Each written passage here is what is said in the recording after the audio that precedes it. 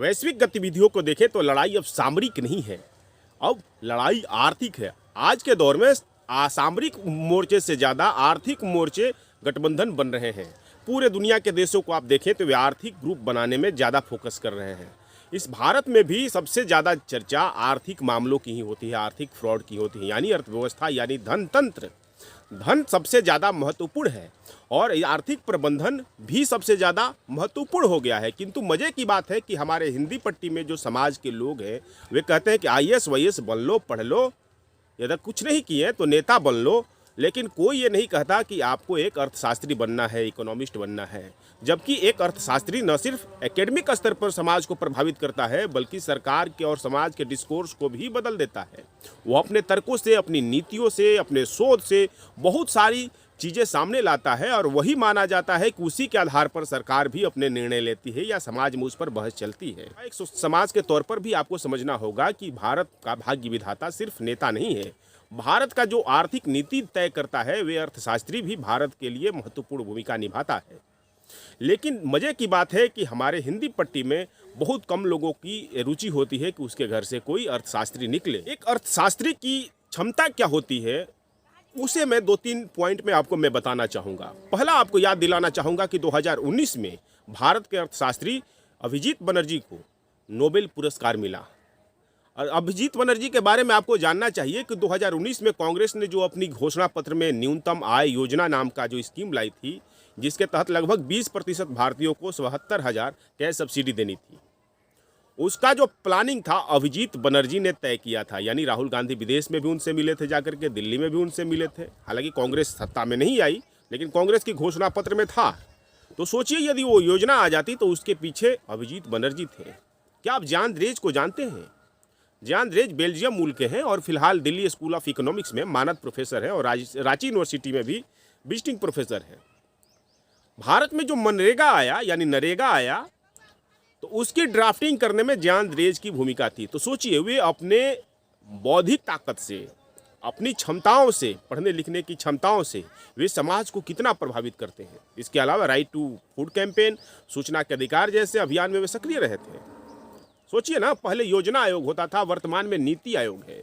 यानी सरकार की नीति निर्माताओं में अर्थशास्त्री शामिल होते हैं। कोई भी एजेंसी बनती है तो, कोई भी संगठन बनता है तो, कोई भी आयोग बनता है तो ऐसे देखा जाए तो व्यापक स्तर पर एक अर्थशास्त्री एक कैबिनेट मंत्री से कम ताकतवर होता तो जरूर है, किंतु उनसे ज़्यादा प्रभावित करता है समाज को। यानी आपके लिए पॉलिसी बनाता है। यदि आपके भी समाज से कोई अर्थशास्त्री होगा तो वो आपको प्रभावित करेगा।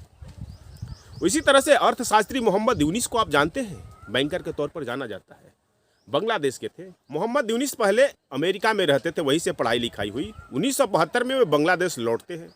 1971 में बांग्लादेश भारत के सहयोग से पाकिस्तान से अलग हो चुका था, आज़ाद बन चुका था। 1974 में बांग्लादेश में ज़बरदस्त सूखा पड़ता है, अकाल पड़ता है, वहाँ के लोग भूखमरी के शिकार हो जाते हैं। मोहम्मद यूनिस तब चिटगांव यूनिवर्सिटी में वहाँ पढ़ा रहे होते हैं। उन्हें एक औरत दिखती है, सूफिया नाम था उस औरत का। वह बहुत बेचैन थी, लोकल लोगों से पैसा लेती थी, सूदखोरों से पैसा लेती थी और उस पर काम करती थी, बहुत परेशान थी। ऐसे में एक प्रोजेक्ट के तहत मोहम्मद यूनिस ने क्या किया कि उसे कुछ पैसे दिए ताकि वो बिजनेस करे और फिर वो पैसा उन्हें लौटाए।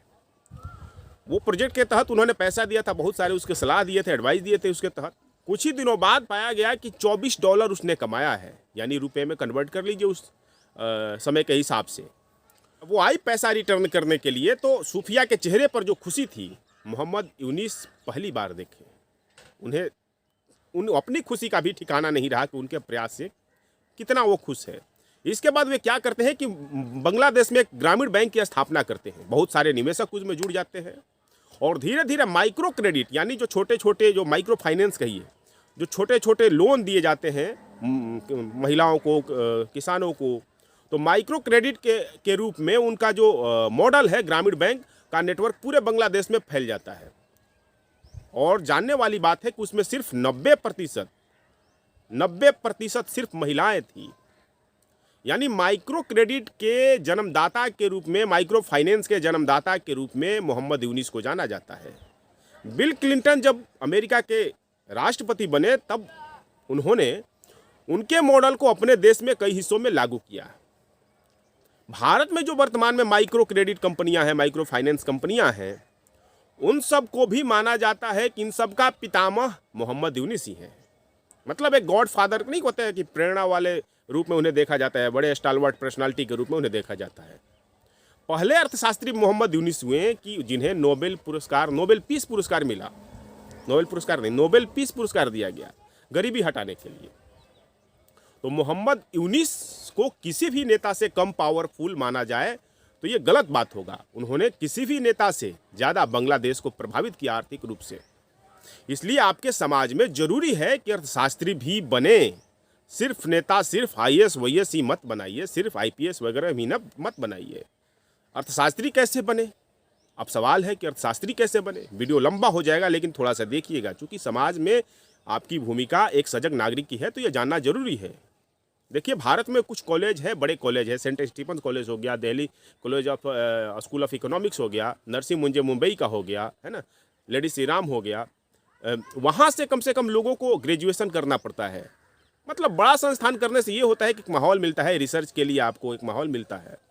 ज़्यादातर जो अर्थशास्त्री होते हैं तो हार्वर्ड से पढ़े होते हैं, येल से पढ़े होते हैं, कोलंबिया से पढ़े होते हैं, लंदन स्कूल ऑफ इकोनॉमिक्स से पढ़े होते हैं, है ना। तो आपको अर्थशास्त्र में पढ़ना पड़ेगा। अर्थशास्त्र ऐसा वैसा कोई विषय नहीं है कि उसे आप पढ़ के छोड़ दिए, ऐसे ही हे दृष्टि से उसे देखते हैं। फिर होता है कि आपको स्पेशल कुछ कोर्स करने होते हैं, रिसर्च में मेथड पर जो होता है, फोरकास्टिंग पर होता है, इकोनॉमिक मॉडलिंग पर होता है, उस पर कोर्स करने होते हैं, PhD करने होते हैं। ये सब जरूरी है। उसके बाद आप धीरे धीरे आप कई संस्थानों में आपको जॉब मिलता है। धीरे धीरे अपने पॉलिसी से, अपने प्रोग्राम से आप लोगों को प्रभावित करते हैं। भारत में जैसे है RBI में नौकरी मिल जाती है, नीति आयोग में वैसे लोग हैं, इंडियन इकोनॉमिक ट्रेड ऑर्गेनाइजेशन में है, मिनिस्ट्री ऑफ फाइनेंस में है ना। इसी तरह से सेबी में, क्रिसिल में, रिलायंस इंडस्ट्रीज, टाटा कंसल्टेंसी, इन्फोसिस, तमाम ये जो कंपनियां हैं जो अर्थशास्त्रियों को नौकरी देती है। इसके अलावा भी माइक्रो लेवल पर, जैसे स्टेट लेवल पर बहुत सारे लोगों को नौकरी मिलती है जो अर्थशास्त्र में निपुण होते हैं। विदेश में भी अगर जाइए तो मैकिंजी है, मॉर्गन स्टैनले है, इस तरह की कंपनी है, गोल्डमैन सैक्स है ना। इस तरह की कंपनी जो है लोगों को नौकरी देती है, अर्थशास्त्रियों को। तो इसमें बहुत बड़ा कैरियर है, लेकिन ये बहुत श्रम का काम है। एक IAS वाईएएस जो बनने हैं उससे थोड़ा सा भी कम श्रम का काम नहीं है। किंतु एक अर्थशास्त्री यदि आपके समाज में नहीं होगा, समाज नीति ये है कि यदि आपके समाज में अर्थशास्त्री नहीं होगा तो टेलीविजन पर आपके लिए कौन बोलेगा? अर्थशास्त्र पर बहस आपके पक्ष में कौन करेगा? इसलिए हर समाज के लोग सोचे कि उनके भी समाज से एक दो अर्थशास्त्री हों। होती है सरकार के सामने एक मॉडल जो पेश करना होगा, तो आपके बीच से बंदा कोई बना होगा अर्थशास्त्री, तो वो बहुत ज़्यादा बेहतर होगा। जॉन द्रेज वहाँ से आते हैं, बेल्जियम से आते हैं, यहाँ पर 40 साल तक रहते हैं, फिर आपके लिए पॉलिसी बनाते हैं। बहुत अच्छी पॉलिसी थी, लेकिन सोचिए ना, वो उस तरह से झोले वाला अर्थशास्त्री उन्हें कहा जाता है। तो आपके बीच से भी, किसान के घर से भी, चरवाहे के घर से भी कोई अर्थशास्त्री हो, यह बात बहुत ज़्यादा महत्वपूर्ण है। यदि हमें फेसबुक पर देख रहे हैं तो हमें फॉलो कीजिए, यूट्यूब पर देख रहे हैं तो हमें सब्सक्राइब कीजिए। अपना ख्याल रखिए। बहुत बहुत धन्यवाद।